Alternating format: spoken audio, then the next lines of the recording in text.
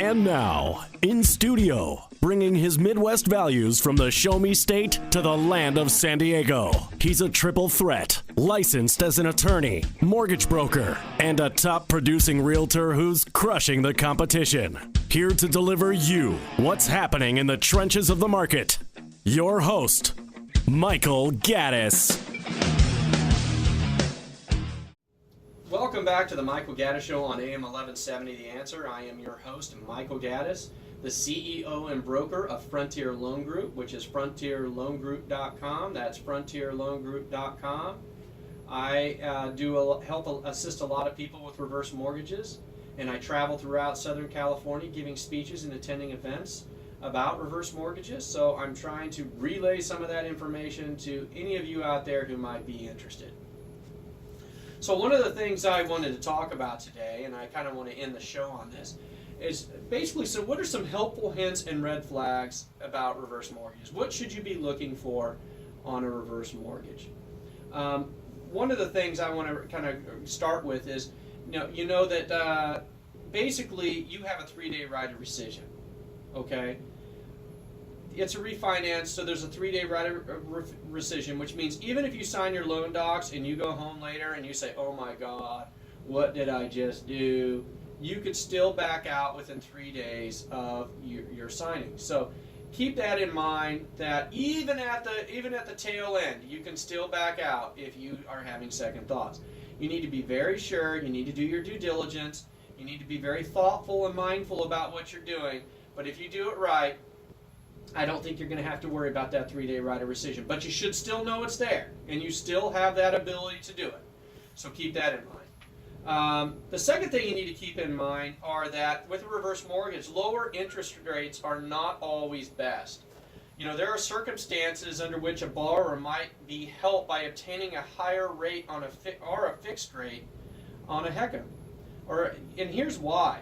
Because your line of credit grows by the amount of your interest rate plus your monthly mortgage insurance premium. So the higher your interest rate is, if you have a line of credit, the higher your margin is, the higher your interest rate is, the more your line of credit grows. So if you kind of squeeze out a really low margin, and therefore your adjustable interest rate is very low, then your line of credit is not going to grow as much. So that's kind of the downside to getting a low interest rate, is that your line of credit doesn't grow. So keep in mind and analyze that when you basically get into your reverse mortgage. If you're interested in getting the maximum growth, sometimes a little bit higher interest rate might be better. Also look into, credits. A lot of people give closing cost credits. I do. I frequently give a lot of closing cost credits to basically help with closing costs. So what that means is I don't typically charge an origination fee. I mean, there are, if it gets down to a very low loan amount, probably, 20 or 30 grand, I might charge a modest one. But in general, I do not charge origination fees. So I actually do the opposite. Not only do I not charge origination fees, I typically give credits to help offset some of the closing costs. Now, one of the things that I think that you need to keep in mind is that you can reduce your upfront mortgage insurance premium hugely by keeping your first year's utilization under 60% of your eligible principal balance. And I know I just lost just about 99% of you listening right now. You're probably thinking, I have no idea what he just said. Here's what that means. I know how to try to see if there's a way to keep your closing costs very low by using a mathematical formula. So what that means is the difference between the mortgage insurance premiums is 0.5% to 2.5%. So it's a big swing. So if there's a way I could keep your closing costs under 60%, your upfront mortgage insurance premium is only going to be about 0.5%, and then I usually give a credit on top of that, which basically just negates it altogether. So there's a lot of ways. If you go to the right person, they'll know how to help you out, and they'll know if they're looking out after your best interest, they can really find a way to help you. So basically, if you're getting charged an origination fee, you should really get a second opinion. If you are in the process of getting a reverse mortgage right now, and you look at your estimate, and you see on their origination, if there's any number other than 0, you need to call me. I'm telling you right now, because that number affects your line of credit. If I charge $5,000, origination, that's $5,000 less you have out of your eligible principal balance to put towards your line of credit. So if you see an origination charge, you should really get a second opinion. I'm just saying. Okay? So, as I was telling you earlier, the line of credit growth is also very important. Keep in mind that the higher interest rates, the better the line of credit growth. Now, it's interesting. I talked to a financial planner last week, and he was telling me we were talking a little bit about the line of credit growth. We were talking about, the possibility that, a lot of people have, a considerable amount of money sitting in the bank, and the interest rate that you get on the bank is very low. But the fact that if you did a reverse mortgage and established a line of credit, the line of credit grows by the interest rate plus the mortgage insurance premium. So, you're talking about gross of 4.6 to 5.25%. So, in more if you want. It's up to you on the margin. But what I'm saying is that that's a huge amount of growth. And that line of credit cannot be frozen. And it continues to grow regardless of what's happening with the housing market. So the line of credit growth is definitely one of the big reasons why, even if you're in a solid financial position, you might want to get a reverse mortgage, because having that ability to to have a line of credit growing like that is considerable, even if you're not using it. Even if you get a reverse mortgage and you have a zero balance, you just want to set up a line of credit that you might want to use someday. That line of credit grows exponentially, and it's a huge tool to have. Let's say you're getting older, and all of a sudden now you have unexpected medical costs or some sort of emergency arises. Well, you don't have to tap into your normal resources. You could tap into your line of credit, and then basically, as it's growing, you don't have to worry. So, it's definitely an added insurance policy, so to speak. So that is one reason why you might want to do it. Another thing you want to do is, if you're thinking about getting a reverse mortgage and you're getting close to your next birthday, you really want to keep that in mind, because, as I mentioned, your age is a factor in determining your eligible principal balance. So every year you can borrow more money.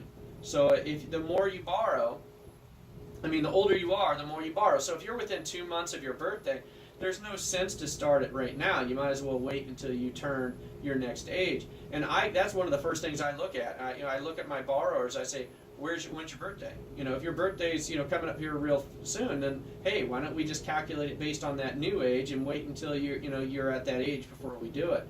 So I think that's one of the things you need to keep your mind out on. The other thing is your broker, our lender, cannot cross-sell you. And I want to be very, very upfront about this. This is something that you really need to make sure. You cannot let somebody convince you to buy annuities or other financial instruments as a condition of getting a HECM.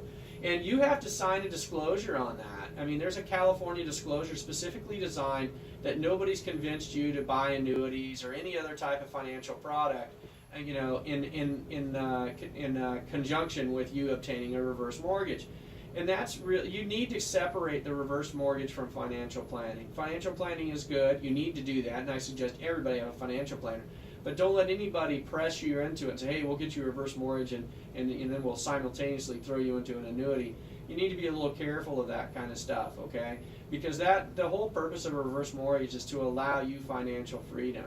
It's allow you to set up and I look at things, kind of, as I mentioned to you, conservatively, because I'm a fiscally conservative individual. So when I look at things, I look at, hey, if I can eliminate my mortgage payment and I can set up a line of credit that grows at this X amount per year, eliminating my mortgage payment alone is a huge difference in my net disposable income. So I'm going to try my best not to touch my line of credit and allow it to grow over time, so that when I need it the most, I've maximized it. I've actually increased it so that I can tap into it and in those times. But I'm a pretty disciplined guy. I'm not a guy who's going to take all that money and go to Las Vegas and start rolling it on the craps line or something like that. And I think that as long as you're a disciplined individual, you could get a lot of good use out of a reverse mortgage. You can really try to find the maximum benefits. And I know I've kind of exhausted everybody on my show today about reverse mortgages, but I just want to hammer home that I really believe in reverse mortgages. I think they're really solid products for people, and that if you use them properly, they can really make a difference in your life. They can really change your quality of life. I have seen it many, many times. I have literally seen it and witnessed it. I have seen people who are basically living, paycheck or, Social Security check to Social Security check, all of a sudden now have the flexibility to not have to worry about how they're going to get to church, or they can, basically, go out to eat without feeling guilty, or go to a movie. These are, I know it's hard for people to believe that there are seniors out there like that, but there are. There are people out there who, for whatever reason, their financial plans didn't work for retirement the way they thought they were. And did you really work your whole life so that you could live Social Security check to Social Security check? Is that really what you thought retirement was going to be? Especially if you're sitting on a paid-off house or a nearly paid-off house. Is that really how you want your golden years to be? I wouldn't even call it golden. I'd call it maybe bronze or something tarnished, But anyway, I want to thank you all for listening today. And if any of you have any scenarios, or you want to have any questions, or you want to tell me how you think I'm totally misguided, whatever it is you want to tell me, please feel free to email me. You can email me at michael@frontierloangroup.com. That's michael@frontierloangroup.com. You can also get a hold of me by visiting my website. You can call me. I'm not going to tell you that number because you're not going to remember it. You're not going to scribble it down. You don't have time. You don't even have a pencil in your hand right now, so you're not going to be able to do it. And I don't have one of those catchy, taxi numbers, like 444444444. I don't have anything like that. So go to my website, frontierloangroup.com. You can also email me, michael@frontierloangroup.com. Or you can visit either one of my Facebooks. I have a Facebook page at Frontier Loan Group, and I have a Facebook page at Michael Gaddis. So either one of those you can find me at. Other than that, I want to thank you guys for listening to me.